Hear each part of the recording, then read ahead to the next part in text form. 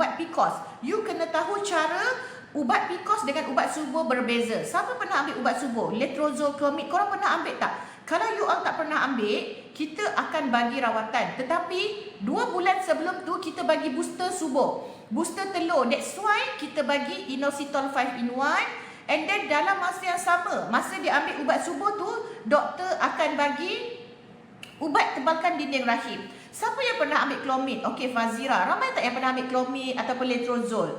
Tetapi kenapa korang belum berjaya hamil? Sebab you all tak ambil ubat untuk tebalkan dinding rahim. Kita nak bantu korang ni bukan sekadar telur, tetapi untuk bantu korang punya rahim subur. That's why kita bagi ubat tebalkan dinding rahim. Kita juga bagi ubat untuk bertelur. Jadi you all bukan sekadar kena bertelur, tetapi rahim korang kena subur. That's why bila you all datang klinik, bila korang datang ke Marisa, doktor akan bagi